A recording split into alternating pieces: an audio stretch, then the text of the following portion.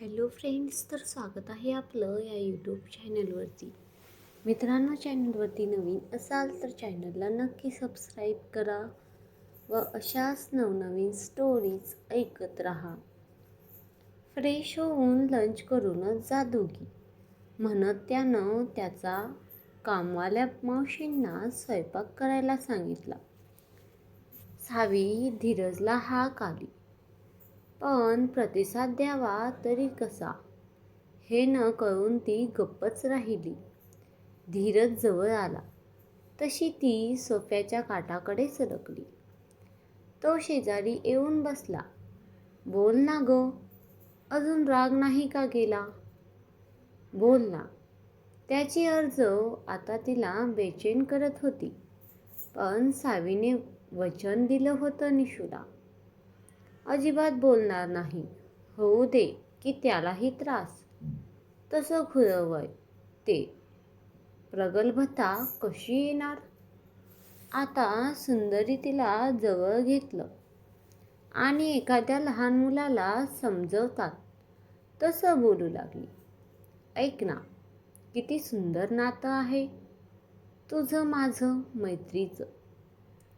मला नाही ग ते गमवायचं आणि मला ह्या प्रेमाच्या भानगडीत पडायचंच नाहीये. तुला दुसरी कुणी आवडते का रे? तिचा भाबडा प्रश्न ऐकून त्याला हसूच आलं.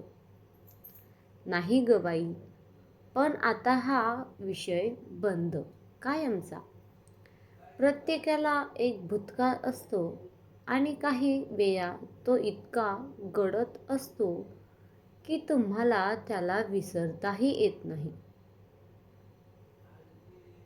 असं काय घडलंय सांग ना. आता मैत्री म्हणतोस ना. सावी पुन्हा त्याला छेडायला सुरुवात केली.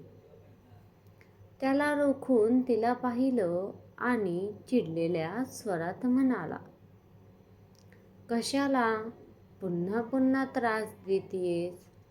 नकोय मला तुझी मैत्री सुद्धा. जातो मी.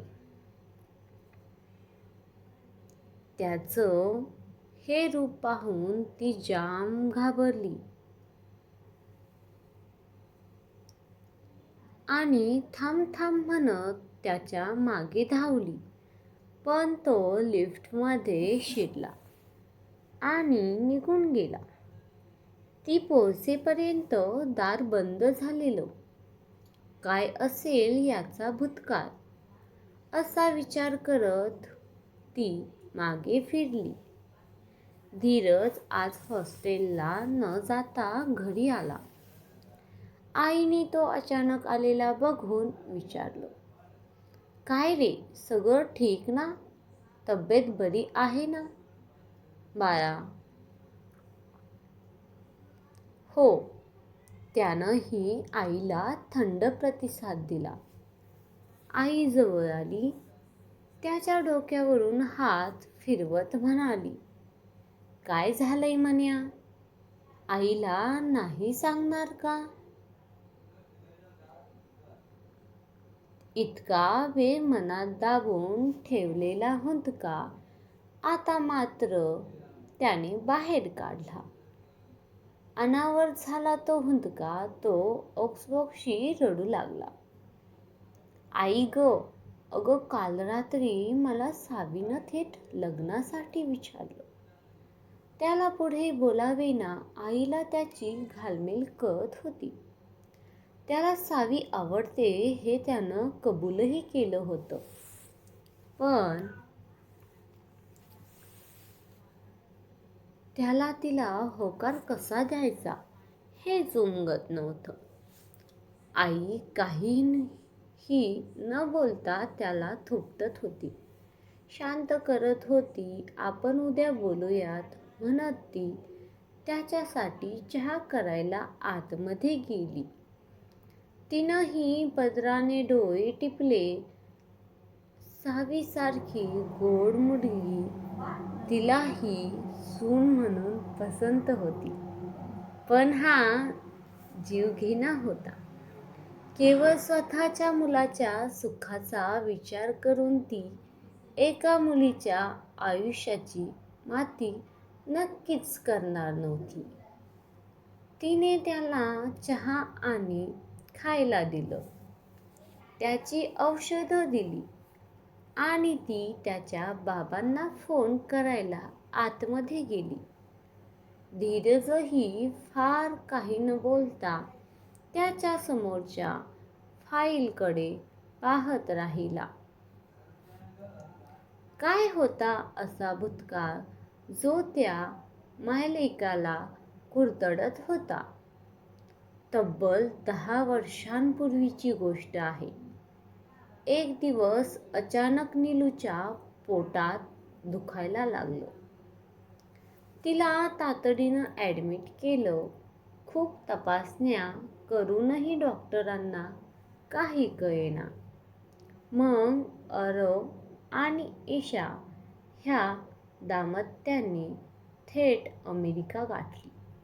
गाठीशी असलेला सगळा पैसा पणाला लावला आणि एक धक्कादायक सत्य समोर आलं. नीलूच्या शरीरात पुरुषत्व आहे आणि तिला गर्भाशयही नाहीये. आता म्हणजे ती नपुंसक आहे का अशी शंका येऊन ती दोघेही हादरली. पण नाही, तेही सत्य नव्हतं. आता तिला ट्रान्सजेंडर लिंग प्रत्यारोपण करावं लागणार होतं.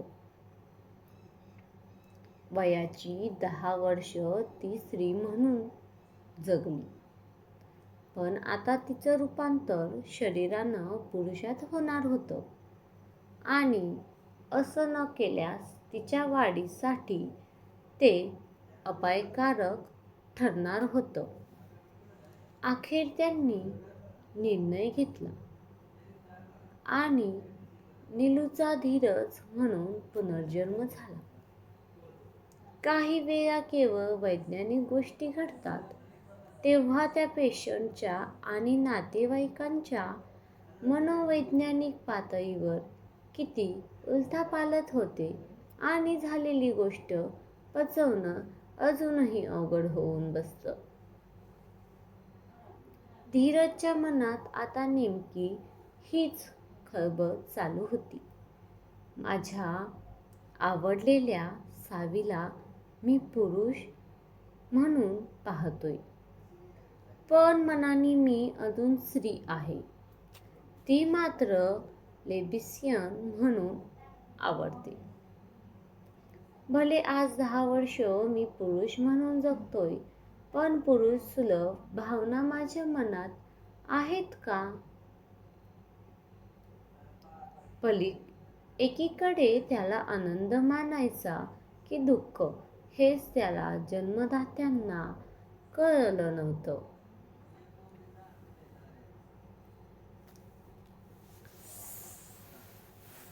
सावी ठरवली काही दिवस आता सावीने ठरवलं होतं की काही दिवस कोकणात जाऊन राहायचं. घरी गेलो की काही दिवस या ताणातून मोकळे होऊ. पण मग तिनं घरी न जाता तिच्या आजोळी गुहागरला जायचं ठरवलं.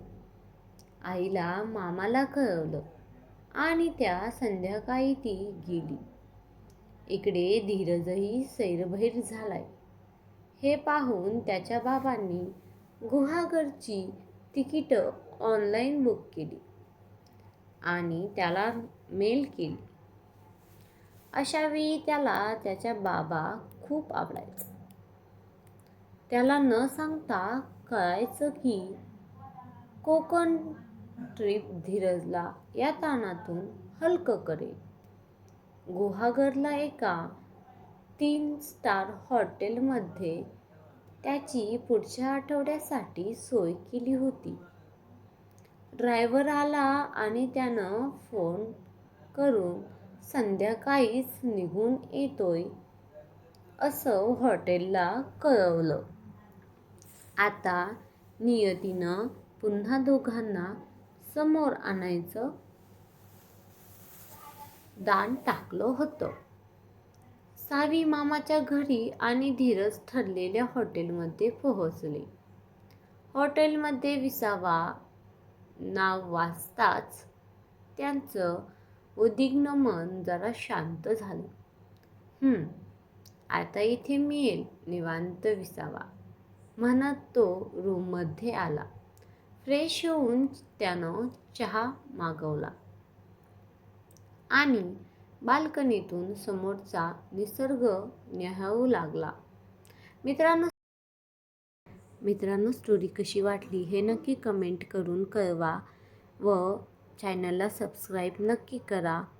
मित्रांनो, तुमचा सपोर्ट हाच माझं म्हणजे भविष्यत्व आहे.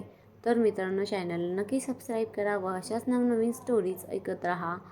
तर पुढील भाग मी लवकरच अपलोड करेल. तोपर्यंत बाय.